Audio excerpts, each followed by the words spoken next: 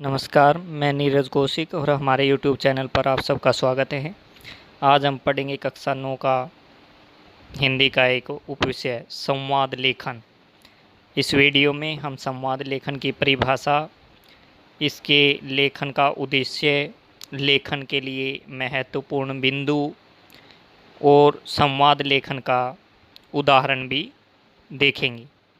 तो चलिए वीडियो की शुरुआत करते हैं। सबसे पहले हम जानते हैं संवाद लेखन आखिर है क्या।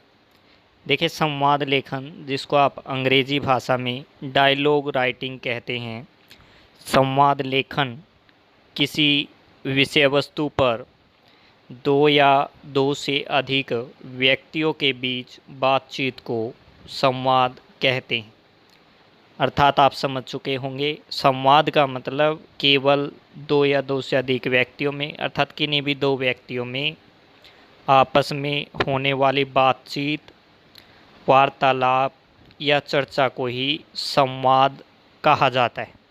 जब इसका हम लेखन करते हैं तो इसे संवाद लेखन कहते हैं। अब हम जानते हैं संवाद लेखन का उद्देश्य। देखिए, जो भी काम हम करते हैं उनमें से प्रत्येक काम का कोई न कोई उद्देश्य ज़रूर होता है। इसी प्रकार हिंदी में संवाद लेखन का भी उद्देश्य होता है।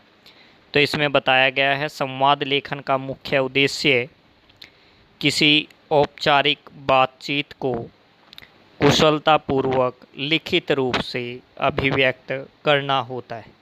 अर्थात लिखित रूप से आप कितने कुशलतापूर्वक लिखित रूप से उसकी अभिव्यक्ति कर सकते हैं, यही उद्देश्य संवाद लेखन का होता है। चलिए अब हम जानते हैं कि संवाद लेखन के समय ध्यान रखे जाने वाले बिंदु, अर्थात संवाद लेखन करते हुए हमें किन बातों का ध्यान रखना चाहिए। तो इसमें बताया गया है, जैसे हम देख सकते हैं, नंबर 1 पर भाषा पात्रानुकूल होनी चाहिए।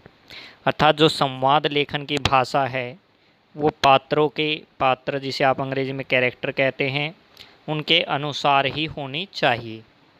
अगर महिला पात्र है तो उसके अनुसार आप संवाद लेखन में भाषा का प्रयोग करेंगे, पुरुष पात्र है तो उसके अनुसार करेंगे, अर्थात आप पात्र के अनुसार ही भाषा का प्रयोग करेंगे।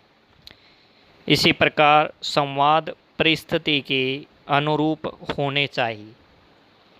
जो आपके संवाद है वो परिस्थिति के अनुरूप होने चाहिए। जैसी परिस्थिति आप उस समय पर दिखा रहे हैं उसी के अनुसार आपको संवाद का प्रयोग करना चाहिए।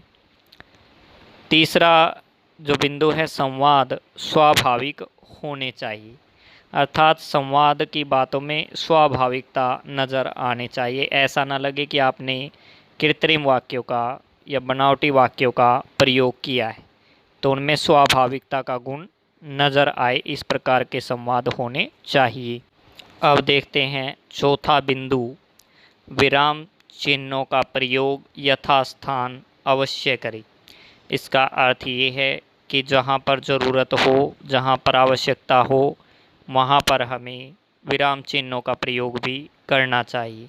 अगर हम संवाद लिखते हुए संवाद लेखन के समय विराम चिन्हों का प्रयोग नहीं करेंगे, यथोचित स्थान पर अगर विराम चिन्हों का प्रयोग नहीं किया जाएगा तो वहाँ पर अर्थ का अनर्थ भी हो सकता है।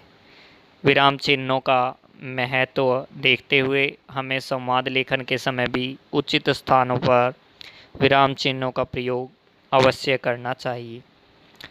पांचवा बिंदु है इसमें, संवाद संक्षिप्त एवं सरल भाषा में होने चाहिए। संवाद जो होते हैं हमारे वो संक्षिप्त हो, अर्थात बहुत विस्तृत, बहुत बड़े संवाद न लिखे जाएं और उनकी भाषा सरल हो, जो कि सबको आसानी से समझ में आ सके। छठा जो बिंदु है वो है कि संवाद तर्कपूर्ण होने चाहिए। संवाद इस प्रकार के हो जो तर्कपूर्ण हो। तर्क जिसको आप अंग्रेजी में लॉजिक के नाम से जानते हैं, जिनके पीछे किसी तरह का तर्क हो, इसी प्रकार के संवाद स्थापित होने चाहिए। हमें उनमें अनर्गल बातें, फालतू की बातें लेखन के समय नहीं लिखनी चाहिए, बल्कि तर्कपूर्ण बातों का ही प्रयोग संवाद लेखन के समय पर करना चाहिए। तो ये कुछ महत्वपूर्ण बिंदु हैं जो संवाद लेखन के समय हमें ध्यान रखने चाहिए। अब हम देखते हैं संवाद लेखन का एक उदाहरण। इसमें जैसा कि प्रश्न है, महंगाई से परेशान दो महिलाओं की बातचीत का संवाद लेखन। हम देखते हैं इसमें दो पात्र हैं, सुनीता और विनीता। तो देखिए, सुनीता कहती है, अरे विनीता, कहाँ से आ रही हो इस समय? विनीता कहती हैं, बहन बाजार गई थी कुछ ज़रूरी सामान लाने। सुनीता, पर सामान तो कहीं दिख नहीं रहा।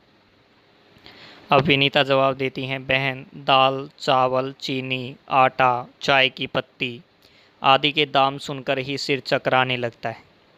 सुनीता, ठीक कह रही हो, फसल के इस मौसम में भी कोई दाल 125 रुपये किलो से नीचे नहीं है। विनीता, आटे के दाम भी तो 5 रुपये प्रति किलो बढ़ गए हैं। सुनीता, इस महंगाई ने तो जीना मुश्किल कर दिया है। विनीता, बहन ठीक कहती हो, सब्जियों के दाम भी तो आसमान छू रहे हैं। सुनीता, सरकार भी महंगाई रोकने में विवश सी दिखती है। अब विनीता कहती है, बहन, दुकानदारों की लालची प्रवृत्ति ने काला बाजारी, मुनाफाखोरी आदि को बढ़ावा दिया है। इसके अलावा जिन लोगों को इसे रोकने की जिम्मेदारी दी जाती है, वे भ्रष्टाचार में डूबकर अपनी जेब भरने लगती। सुनीता कहती है, लगता है कि इसे झेलना हम गरीबों की नियति बन गई है। विनीता, जो भी हो, पर किसी न किसी तरह तो जीना पड़ेगा, इसलिए हमें हिम्मत नहीं हारनी चाहिए। ये देखिए, आपके सामने जो प्रस्तुत उदाहरण था, सुनीता और विनीता के माध्यम से महंगाई से परेशान दो महिलाओं के बीच बातचीत दर्शाई गई है। इसी प्रकार आपको परीक्षा में कोई भी प्रश्न दे दिया जाता है संवाद लेखन के लिए, तो आपको जो भी विषय वस्तु, जो भी विषय मुद्दा आपको दिया जाता है, कई बार आपको डॉक्टर और मरीज़ के बीच बातचीत का संवाद लेखन करने के लिए दिया जाता है। इसी प्रकार कई बार आपको दो मित्रों के बीच परीक्षा संबंधी बातचीत के लिए संवाद लेखन करने के लिए दिया जाता है।